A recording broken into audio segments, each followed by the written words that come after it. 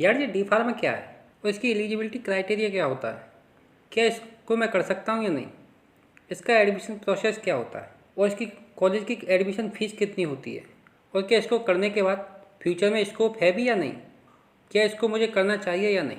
क्या आपके माइंड में भी इसी टाइप के थॉट आते हैं? आई थिंक आते ही होंगे। तो चलिए कोई बात नहीं, आज इन सभी टॉपिक को डिस्कस करेंगे। तो सबसे पहले जानते हैं कि डी फार्मा क्या होता है। तो हमारा डी फार्मा 2 ईयर का डिप्लोमा कोर्स होता है, जिसको करने के बाद हम फार्मेसी प्रोफेशन में एंटर कर जाते हैं।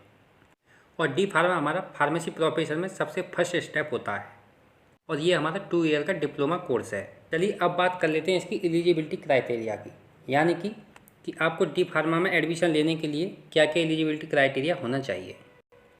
तो डी फार्मा में एडमिशन के लिए स्टूडेंट को साइंस स्ट्रीम से 12th पास आउट होना चाहिए, यानी कि चाहे तो स्टूडेंट PCB यानी फिजिक्स केमिस्ट्री बायोलॉजी से पास आउट हो या फिर फिजिक्स केमिस्ट्री मैथ से पास आउट हो। और स्टूडेंट के 10+2 में कम से कम 55% होने चाहिए। वह स्टूडेंट डिप्लोमा इन फार्मेसी में एडमिशन ले सकता है। अब बात कर लेते हैं इसकी एडमिशन प्रोसेस की। तो इसके एडमिशन 2 टाइप से होते हैं, यानी कि एक एंट्रेंस एग्ज़ाम के थ्रू और एक डायरेक्ट। एंट्रेंस एग्ज़ाम के थ्रू जिसको कि हम काउंसलिंग भी कहते हैं, और आप डायरेक्ट भी कॉलेज में जाके एडमिशन ले सकते हैं।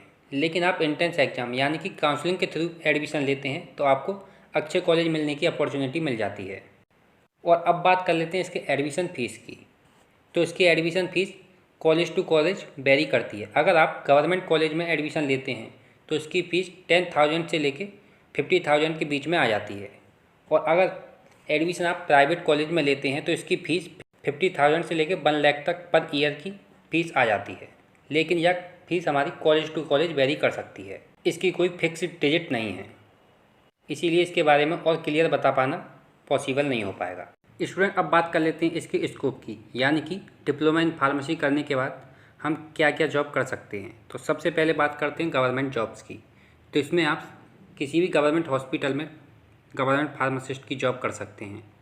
इसके बाद अलग अलग प्लेस पर भी गवर्नमेंट फार्मासिस्ट की जॉब कर सकते हैं, जैसे कि रेलवे फार्मासिस्ट। और इसके साथ साथ इंडियन आर्मी और इंडियन नेवी में भी गवर्नमेंट फार्मासिस्ट की नीड होती है, तो आप वहाँ पर भी अप्लाई कर सकते हैं। अब बात कर लेते हैं प्राइवेट सेक्टर में। तो आप फार्मास्यूटिकल इंडस्ट्री में भी जॉब कर सकते हैं।